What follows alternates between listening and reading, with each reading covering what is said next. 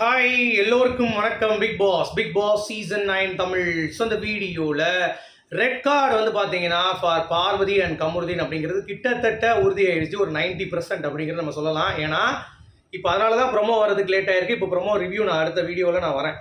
இந்த வீடியோ நீங்கள் பார்த்துட்டு இருக்கவே ப்ரொமோ ரிவ்யூ நான் லைவில் வருவேன், அப்போ பேசலாம். ஸோ என்ன நடந்திருக்குன்னு பார்த்தீங்க அப்படின்னா, மேக்கர்ஸ் வந்து இல்லைங்க இது வந்து ஒரு நார்மல் ஆக்ட் தான், இது வந்து தள்ளி விடுறது game, as a part of the game அப்படிங்கிற மாதிரி பேசியிருக்காங்க. பட் சேதுபதி வந்து பார்த்தீங்கன்னா இந்த சாண்ட்ராவுடைய அந்த பிஹேவியரை பார்த்து ரொம்ப வந்து அப்செட் ஆகிட்டாராம். ஸோ மச்சான் வந்து வேறு ஃபோன் பண்ணி மாமா அந்த மாதிரி பண்ணிட்டானுங்க மாமா அப்படின்னு சொல்லியிருக்காங்க போல். அதனால் வந்து வைகுண்டு எழுந்த சேதுபதி அவர்கள் ஸ்ட்ரைட்டாக போயிட்டு மேக்கர்ஸ் கிட்ட, இல்லைங்க நான் ஹோஸ்ட்டாக வந்து நான் ரிசைன் பண்ணிடுறேன், என்னை விட்டுருங்க அப்படின்ற மாதிரி சொல்லிட்டு, ஏன்னா மக்களுடைய நியாயத்துக்கு நான் நிற்கணும் அப்படின்னு சொல்லிட்டு இந்த தற்கொலை கூட்டங்கள் வந்து கேட்குது அப்படின்றதுக்காக என்ன சொல்கிறாங்க அப்படின்னா, ஓகே நம்ம கொடுத்துடலாம் ரெட் கார்டு அப்படின்ற மாதிரி ஒரு பிளான் பண்ணுறாராம். ஆனால் மேக்கர்ஸ் வந்து no, it's okay, it's normal அப்படின்ற மாதிரி தான் சொல்கிறாங்க போல. ஏன்னா if it could have been the case then Sabari might have also got red card or Vikram also red card அப்படிங்கிறது தான் அவங்களுடைய ஸ்பீச்சாக இருக்குது. ஸோ இந்த டிஸ்கஷன் தான் வந்து பார்த்தீங்கன்னா போய்கொண்டே இருக்குது நீண்ட நேரமாக. ஒரு ப்ரொமோ க்ரீன் ஸ்க்ரீனில் ஷூட் பண்ணதோடு முடிஞ்சு போல். அது நமக்கு வந்துடும் நினைக்கிறேன், தெரிஞ்சு ரிலீஸ் ஆகிடுச்சுன்னு நினைக்கிறேன். இப்போ தான் பாப்பப் ஆச்சு. ஸோ கண்டிப்பாக ரிலீஸ் ஆகிடுச்சு அப்படின்னா அதை நான் திருப்பி ரிவ்யூவில் வரேன்.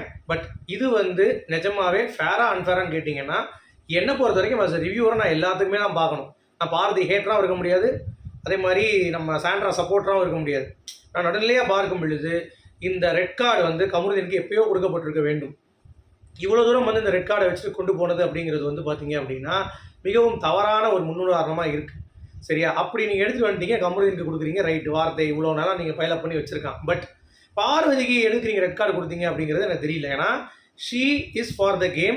அவள் கேமுக்கு தான் எல்லாமே வந்து பண்ணால், எல்லா விஷயமும் வந்து அவள் வந்து அட்ரஸ் பண்ணால். நான் இப்பயும் சொல்லியிருக்கேன், கேமுக்குன்னா பார்வதி தான், பார்வதி வச்சு தான் எல்லாத்துக்கும் கேம். அப்படிங்கிறப்ப டிஆர்பிக்காக அழகாக யூஸ் பண்ணி நம்ம ஆகி போயிட்டா தொடச்சி தூக்கி போட்டுருவோம் தெரியுமா, அந்த மாதிரி வந்து பார்த்தீங்கன்னா தொடச்சிட்டு தூக்கி போட்டானுங்க அப்படிங்கிறது தான் பார்க்க முடியுது. ஓகே, ஸோ இது வந்து மேக்கர்ஸோடைய, நான் ஏற்கனவே சொன்னேன்ல, it's a purely scripted show. இது வந்து மக்களுடைய எமோஷன்ஸ் தான் விளையாடுவாங்க அப்படின்னு சொல்லிட்டு, ஸோ மக்களுடைய நான் குரலாக நான் இருக்கிறேன், நான் மக்கள் செல்வன் அப்படின்ற மாதிரி சேதுபதி அவர்களுக்கு வாழ்த்துக்கள் கண்டிப்பாக. ஏன்னா மக்கள் வந்து மெஜாரிட்டி ஆஃப் மக்கள் சாண்ட்ராவுடைய ட்ராமாவை நம்பி அவங்க கேட்டது உண்மை தான். பட் அதுக்காக மக்கள் செல்வன் வந்து பார்த்தீங்கன்னா கொடுத்துருக்காரு அப்படிங்கிறது தான். So very good, it's good for the show. ஏன்னா இது நீங்கள் எப்பயோ பண்ணியிருக்கணும். முதல் 2 வாரத்திலே பார்வதி அந்த கவர் கப்புள் பேசுகிறப்பே நீங்கள் வந்து தூக்கி அடிச்சிருக்கணும். இந்த பலூனை தூக்கி பாத்ரூம் கூப்பிட்டா பாருங்கள், அப்பயே பலூனை வந்து தூக்கியிருக்கணும். சரியா? அப்புறம் சபரியை அடித்தா பாருங்க பார்வதி, அப்பயே சபரியை தூக்கியிருக்கணும். விக்ரம் ஆதிரியை போட்டு பிறந்தான்ல, அப்போ வந்து விக்ரமை தூக்கியிருக்கணும். பாட்டமில் தூக்கிட்டீங்க, வெரி குட். அந்த மாதிரி யாரெல்லாம் கேடு கட்டாங்களோ அவங்களெல்லாம் நீங்கள் தூக்கியிருக்கணும் ரெட் கார்டு வச்சு அப்படிங்கிறது தான் பாயிண்ட்டு. அதை நீங்கள் பண்ணாமல் இப்போ மேக்கர்ஸ் வந்து இன்ட்ரெஸ்டாக இல்லை அப்படின்னு சொல்லியும் நீங்கள் ரெட் கார்டை வந்து அவங்க மேலே பூத்துறது அப்படிங்கிறது, நீங்கள் மக்கள் செல்வன் இல்லை, மாமா செல்வன் அப்படின்றது க்ளீனாகவே ப்ரொஜெக்ட் ஆகிடுச்சு. நீங்கள் என்னனாலும் பண்ணி ஒரு பொண்ணுடைய வாழ்க்கையை இவ்வளோ டீக்ரேட் பண்ணி அழிக்கிறதுக்கு உங்களுக்கு யார் ரைட்ஸ் கொடுத்தா அப்படிங்கிறது தெரில. இப்போ மட்டும் நியாயம் அநியாயம் பொங்குற விஜய் சேதுபதி அவர்கள் இதுக்கு முன்னாடி இந்த வீட்டில் நடந்த அநியாயத்தை கண்டு ஏன் பொங்கவில்லை, ஏன் சிரிக்கவில்லை?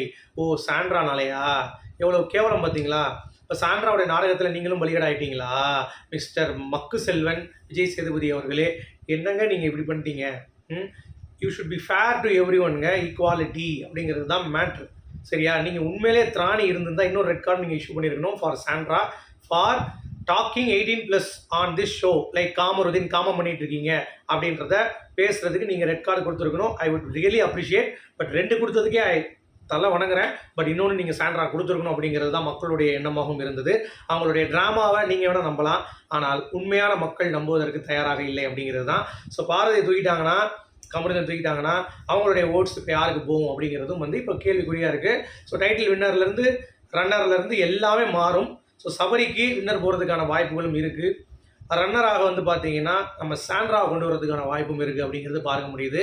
ஸோ இனிமேல் இந்த கேம் எப்படி போகுது அப்படின்னா, வின்னர் சபரி, ரன்னர் சாண்ட்ரா. அவங்க ஸ்கிரிப்ட் படி ஜெயிச்சிட்டாங்க.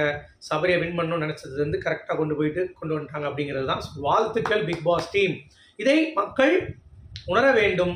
இனிமேலும் இந்த கேடுகட்ட இக்கட்டான ஷோவை, இழிவுபடுத்தும் ஷோவை, நம்ம மைண்டில் விளையாடும் இந்த ஷோவை, எமோஷன்ஸில் ஒரு சார்பாக ஒருத்தவங்களை தாக்கி அவங்கள அடிபட்டு ஒரு மாதிரி வச்சு அவங்களுடைய மனவேதனையை குமுறும் இந்த ஷோவை நீங்கள் ஒதுக்கி விட்டு உங்களுடைய வேலைகளை தயவு செய்து பார்க்குமாறு நான் வேண்டி விரும்பி கேட்டுக்கொண்டு இந்த வீடியோ நான் முடிக்கிறேன். உங்களுடைய கருத்துக்கள் வரவேற்கப்படுகிறது. மீண்டும் சந்திப்போம். Good bye.